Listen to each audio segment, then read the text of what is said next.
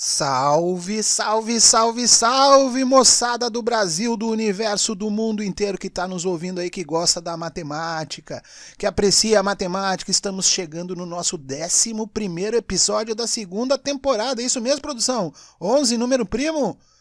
Sim, confirma, professor.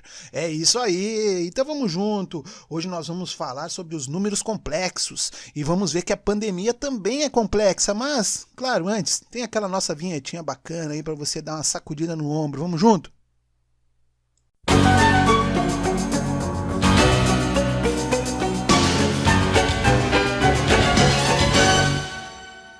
Eita, nós, que coisa linda, cara. Aqui o estúdio fica até pequeno pro Harley Shake que eu fico fazendo aqui nessa vinheta. Mas vamos lá, vamos pro assunto hoje aí, cara. O assunto hoje é o seguinte, moçada. O título do nosso 11º episódio da segunda temporada, A Matemática e a Covid-19, é o seguinte: pandemia não é imaginária, mas é complexa. Ô, professor, que história é essa aí, professor? Vamos junto, vamos falar um pouquinho da história dos números complexos, moçada, para a gente poder conversar direitinho aí, fazer uma analogia bem bacana dos números complexos com a Covid-19, essa pandemia aí que está nos fazendo repensar o mundo, nossas ações, tudo, inclusive os estudos de matemática. Eu vou voltar lá para o século X, o ano era mais ou menos 900, e um matemático chamado Sridhara, ele na verdade foi quem inventou a fórmula que hoje a gente conhece como fórmula de Bhaskara, mas o Bhaskara só pegou os conhecimentos que estavam lá, ajeitou e numa grande jogada de marketing e publicidade até hoje se fala da fórmula de Bhaskara. Aqui no Brasil isso é muito utilizado. Em outros países se reconhece que o Sridhara é o que de fato inventou a solução das equações do segundo grau, aquela função lá do segundo grau, por exemplo, onde envolve x ao quadrado, que a gente vai encontrar as raízes. Só que lá, já no século X, ele tinha identificado um problema. Tinha algumas equações que apareciam raiz quadrada de um número negativo. Para a gente lembrar aí, isso não é possível nos reais. Sempre que eu multiplico um número por ele mesmo, o resultado vai ser positivo. Se eu pensar num número negativo, menos 3 vezes menos 3, vai dar mais 9. Então não existe como eu multiplicar um número por ele mesmo dentro do conjunto dos números reais e o resultado ser um número negativo. Consequentemente, quando eu estou trabalhando com raiz quadrada de um número, eu não conseguiria encontrar a raiz quadrada de números negativos. Ele já tinha percebido isso. O tempo matemático foi avançando, da história também, e chegou numa grande treta entre dois matemáticos muito proeminentes, famosos, o Cardano e o Tartaglia, que estavam lá numa disputa matemática para ver quem conseguia resolver uma equação do terceiro grau. Já se conhecia a fórmula para as raízes de uma equação do segundo grau, mas quando a gente tinha, por exemplo, eles pensavam assim, ó, x ao cubo mais px mais q igual a zero. O p e o q são números, tá? Números reais ali quaisquer. Então, quando eu tinha uma equação de x ao cubo, eles queriam também criar uma fórmula, assim como tem a fórmula de Bhaskara para a equação do segundo grau. Existem algumas funções que conseguem ter esse formato de solução x ao cubo mais px mais q. Olha aí que isso aí não tem x ao quadrado, né? Então existe essa fórmula para resolver esse tipo de equação. E eles lá nessa treta aí muito grande entre eles, perceberam que o conjunto dos números reais não era suficiente para resolver uma série de questões. Foi então que ficou demonstrado que faltavam valores dentro da matemática conhecida até o momento, que solucionavam qualquer questão, por exemplo, x ao quadrado igual a menos 1. Qual número que elevado ao quadrado dá menos 1? Isso não tinha, né? Porque se a gente pensar qualquer número vezes ele mesmo, vai dar um número positivo. Não importa se o número é positivo ou negativo, quando eu multiplico, quando eu elevo ao quadrado, quando o expoente é par, o resultado é positivo. E a matemática foi avançando, vamos lá para o século XVII. Agora o René Descartes, um grande gênio matemático que nos brindou com o produto cartesiano, com a forma de organizar a geometria e a álgebra. Foi ele, né, o grande inventor do plano cartesiano, que fundamentou as grandes transformações tecnológicas, abriu espaço para o cálculo diferencial e integral do Sir Isaac Newton. Toda essa série de avanços matemáticos a gente deve a esse grande gênio da humanidade chamado René Descartes. E o Descartes, ele teve uma frase muito importante famosa e que repercutiu depois até hoje, como a gente fala dos números imaginários, é porque o René Descartes, ele comentou o seguinte: olha, existem equações cujas raízes, cujas respostas, cujos valores que geram essas equações, elas não são nem positivas nem negativas. Elas são as raízes imaginárias. Então foi ele que cunhou este termo de imaginário. Há uma discussão entre matemáticos hoje que talvez o termo não tenha sido muito apropriado, porque ele não é imaginário, né? Hoje a gente trabalha com esses números, a gente sabe da existência deles.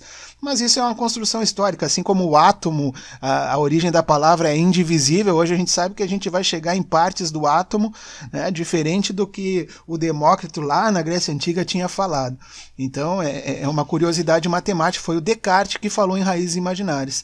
Mas ele não conseguiu avançar muito, ele avançou em outras áreas, não nessa área da matemática dos números complexos. Foi então o Euler, outro grande matemático, que criou a fórmula mais bonita do mundo, moçada. E na π mais 1 igual a 0. O número de Euler elevado à unidade imaginária i vezes π mais uma unidade é igual a 0, ou E na π é igual a menos 1. Foi ele que desenvolveu isso daí. Tem até um podcast aí mais antigo, na primeira temporada, que a gente fala da fórmula mais bonita do mundo, e ela envolve a unidade imaginária, o número de Euler, o π, a unidade 1 e o 0 também. Muito lindo. Mas o Euler, cara, trabalhava lá no meio de um monte de gato, tinha um monte de criança também, e ele teve problema de visão. Então você que está só me ouvindo aí, não tem problema, o cara que inventou isso tinha problema de visão, então só precisa escutar, não precisa ver. Foi o Euler que falou o seguinte: vamos conceituar a seguinte unidade imaginária, I. I vai ser a raiz quadrada de menos 1. Vamos estabelecer matematicamente que a raiz quadrada de menos 1 agora tem um valor, e esse valor vai se chamar I, a unidade imaginária. Foi o Euler que introduziu a simbologia de I para a unidade imaginária. Então, a partir disso, já no século XVII, o século XVIII, o Euler começou a apresentar essas fórmulas e complexidades algébricas, e toda a álgebra dos números complexos surgiu ali, quando ele definiu que raiz de menos 1 era igual a I. E assim foi avançando a matemática, e nós chegamos hoje, por exemplo, numa época de pandemia. E a pandemia está num modelo muito complexo, moçada. Começou lá com aquele morceguinho que bateu asa, eu não sei se alguém botou ele na caldeira, se fez frito, se fez empanado, o que aconteceu, mas o fato é que aconteceu uma mutação numa família de vírus chamado coronavírus, e lá dentro se criou o SARS-CoV-2, a síndrome respiratória aguda grave, é a abreviação de SARS. E esse SARS-CoV-2, ele é o vírus que foi se espalhando pelo mundo, causando doenças respiratórias graves, e virou uma epidemia, uma pandemia mundial. A Organização Mundial de Saúde, para não colocar nome de países, para não colocar nome de pessoas no vírus, ela chama lá de Covid-19, e Covid é o nome da doença respiratória provocada pela infecção desse novo coronavírus. Então tem o vírus, que é o SARS-CoV-2, e tem a doença causada por esse vírus, que é a Covid-19. E a Covid-19, então, é uma realidade no mundo hoje, uma complexidade muito grande. A gente tem, no dia 20 de maio de 2021, o dia que eu estou gravando esse som aqui, 3.409.220 mortes, mais de 164 milhões de casos confirmados, de acordo com a Organização Mundial da Saúde. Essa é a parte real, chocante e cruel. Mas existe a parte imaginária também bonita, que é aquela de que vai estar todo mundo vacinado, que a gente vai poder se ver de novo, que a gente vai poder se abraçar. Então a solução dessa pandemia, numa analogia com os números complexos, é o seguinte, moçada: o número complexo tem a parte real e a parte imaginária. O número complexo é A mais BI. A é a parte real, B é a parte imaginária. Se a gente pensar que a pandemia é complexa, ela também tem a parte real. Essa parte que a gente está sofrendo, que a gente está vendo familiares, que a gente está ficando em isolamento, essa é a realidade dura.